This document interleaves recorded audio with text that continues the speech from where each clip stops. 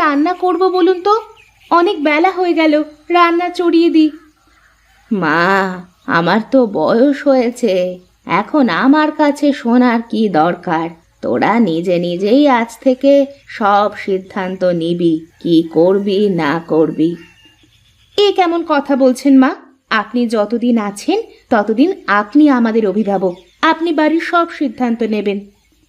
না রে মা, আমার বয়স শেষ, এখন তোদের সংসারের দায়িত্ব তোদেরই নিতে হবে।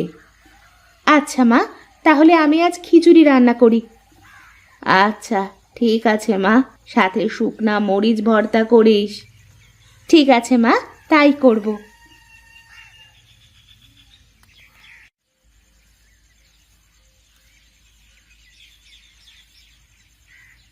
কি রে মালতী, কি করছিস এখানে? রান্না করছি ভাবি। রান্না করছিস তো বুঝলাম, কিন্তু কি রান্না করছিস তাই বল তো। কি আর রান্না করব দিদি, ঘরের সব তরি তরকারি শেষ হয়ে গেছে, তাই খিচুড়ি রান্না করছি। কি? খিচুড়ি? তুই কার কাছে শুনে খিচুড়ি রান্না করছিস শুনি? কেন, খিচুড়িতে কি সমস্যা? তুই রান্না করার আগে আমার কাছে একবার শুনে দেখতে পারতি। আমি তো মায়ের কাছে শুনে এসে তারপরে রান্না করতে বসেছি। এরপর থেকে যে কোনো কাজ করার আগে আমার কাছে শুনে নিবি। কেন, আমি তো মায়ের কাছে শুনে তারপরে রান্না করেছি, আর মা যতদিন বেঁচে আছে ততদিন মা তো এ বাড়ির অভিভাবক। তোর এত বড় সাহস, তুই আমার মুখে মুখে কথা বলিস? এখানে সাহসের কি হয়েছে? আমি তো ঠিকই বলেছি।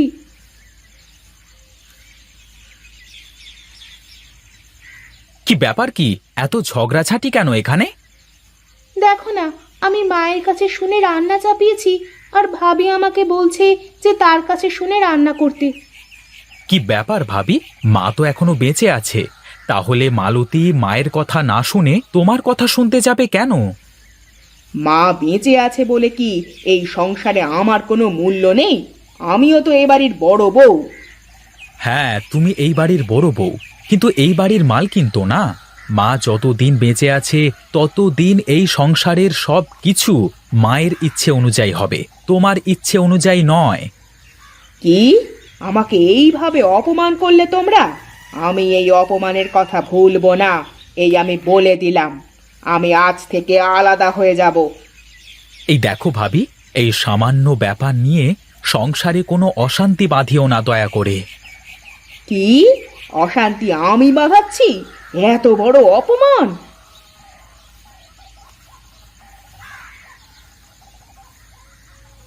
দেখেছো ভাবির ব্যবহার, দেখেছো? প্রতিদিন আমার সাথে এইরকম ব্যবহার করে ভাবি। বাদ দাও তো ভাবির কথা, সে তো অমনি। আমার খুব ক্ষুধা পেয়েছে, আমাকে খেতে দাও। আচ্ছা ঠিক আছে, তুমি ঘরে গিয়ে বসো, আমি খাবার নিয়ে আসছি।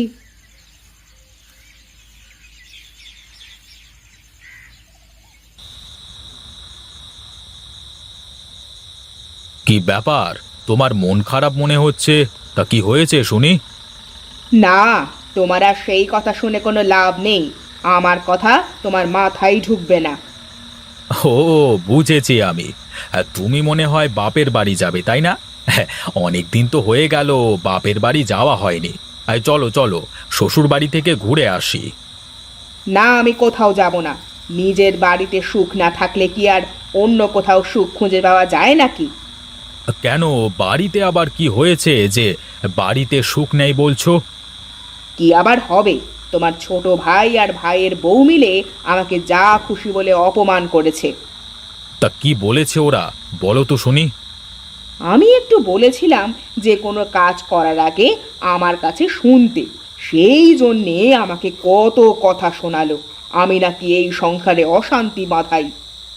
আরে মা তো এখনো বেঁচে আছেন, তাহলে মায়ের কাছে না শুনে তোমার কাছে কেন শুনবে বলো?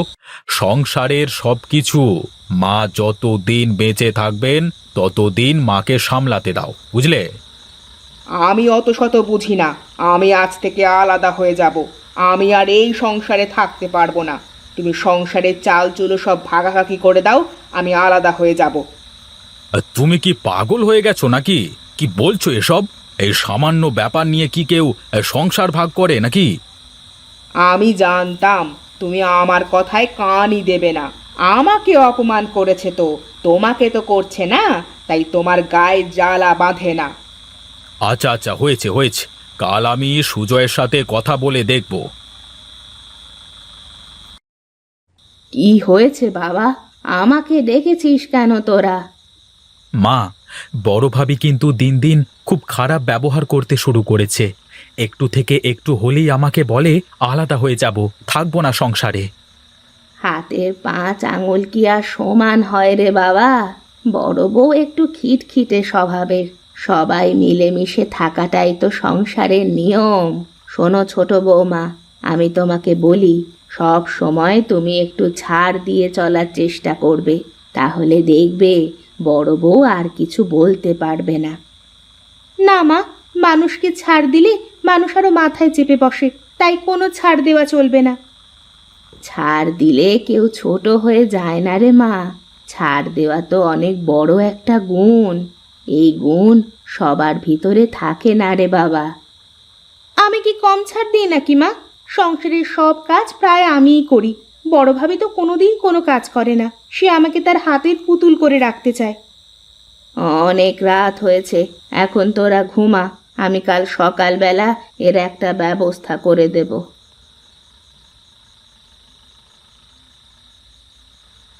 আজ অনেক দিন হয়ে গেল মেয়েটাকে দেখি না। মেয়েটাও অনেক দিন আমাদের বাড়িতে আসে না। মেয়েটাকে দেখতে বড় ইচ্ছে করছে গো। হ্যাঁ, সে তো আমারও করছে গো, কিন্তু মেয়েটা একদিন আসলে তো হতো। আমরা তো অনেক দিন হয়ে গেল মেয়েটার বাড়িতেও যাই না। চলো না, মেয়েটার বাড়ি থেকে একদিন ঘুরে আসি। তা তুমি মন্দ বলনি, একটু যাওয়া আসা না থাকলে আতিতেও তা থাকে না। আর চলো, কাল বিকেল বেলায় যাই, মেয়েটার বাড়ি থেকে ঘুরে আসি। ঠিক আছে, তাই হোক, চলো কাল যাই। ঠিক আছে, কালকে আমি হাট থেকে বড় দেখে একটা কাতলা আর কিছু মিষ্টি কিনে নিয়ে আসবো। আচ্ছা ঠিক আছে, তাই হোক। এখন ঘুমাও, অনেক রাত হয়ে গেছে। হ্যাঁ, চলো চলো ঘুমাই।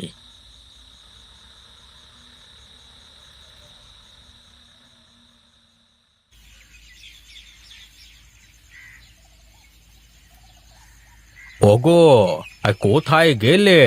আমাকে এক ঘটি জল দাও তো, হাত মুখ ধুয়ে বাজারের দিকে যাই একটু।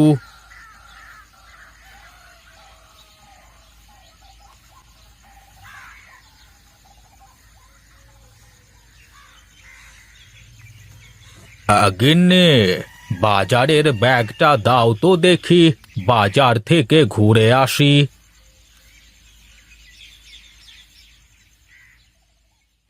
এই নাও ব্যাগ, তাড়াতাড়ি ফিরে এসো কেমন?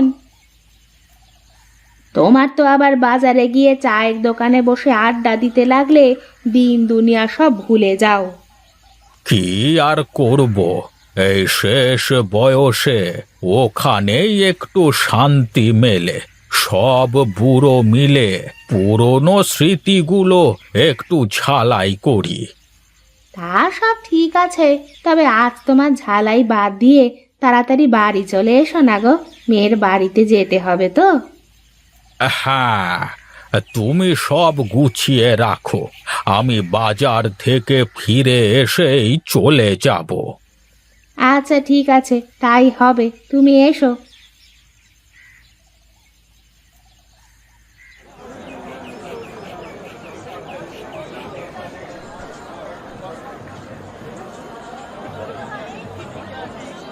আরে হরিহর কাকা, কি মাছ দেবো আপনাকে?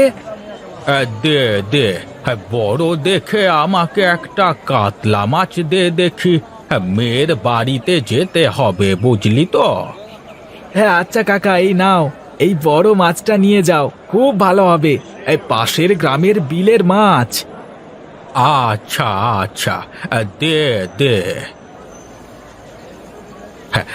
এই নাও টাকা। আমি মিষ্টির দোকানে যাই।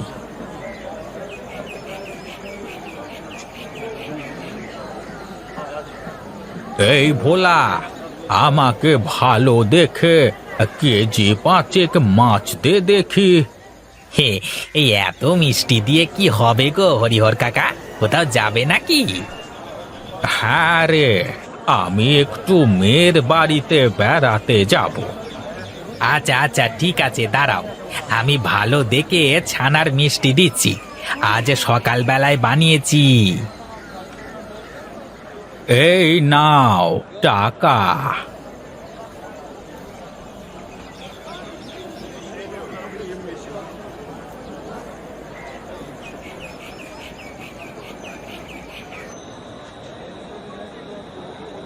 কি ব্যাপার কাকা বাবু, কোথায় চললে? বাড়ি যাবে নাকি? হ্যাঁ রে গণেশ, হ্যাঁ, ভালোই হয়েছে তোর সাথে দেখা হয়ে। আমরা আমরা আজকে মেয়ের বাড়িতে যাব। হ্যাঁ, আমাদের দিয়ে আসতে পারবি তুই? কেন পারবো না, অবশ্যই পারবো। বেশ বেশ, চল তবে।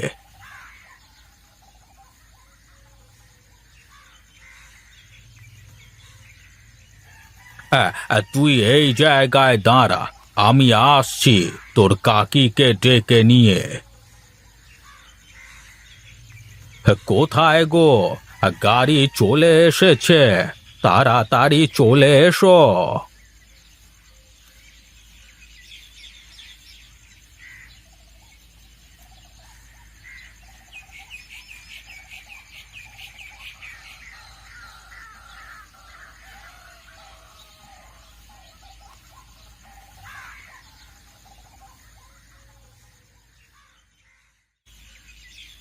মা, বাবা, তোমরা কতদিন পর আসলে আমাদের বাড়িতে।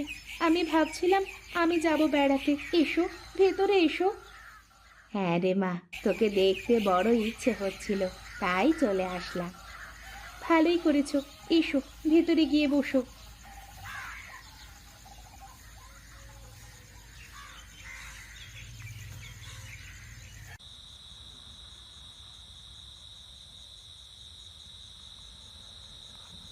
জানেন বেয়ান, আপনার মেয়েটা একদম খেতে চায় না, আর ভালো মন্দ খেতেই চায় না।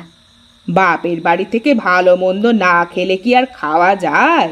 সারা জীবন ঘাস পাতা খেয়ে এসেছে বাপের বাড়ি থেকে, এখন কি করে ভালো মন্দ খাবে? হ্যাঁ, এইবার কিন্তু বেশি বলে ফেলছো তুমি ভাবি। আমাকে অপমান করলে আমি কিছু বলতাম না, কিন্তু তুমি আমার মা বাবাকে কি করে অপমান করতে পারো? আমি খেলে এখানে সব খাবার খেয়ে ফেলতে পারি, কিন্তু তোমার মতন চোখ বুজে আমি খেতে পারি না গো।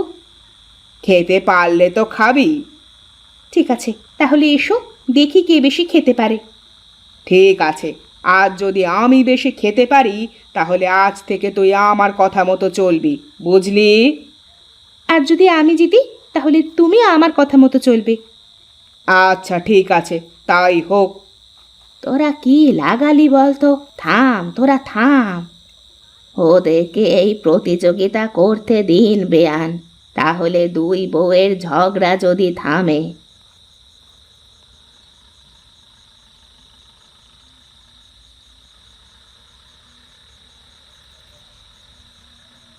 আমি আর খেতে পারবো না, তুই জিতে গেছিস মালতী।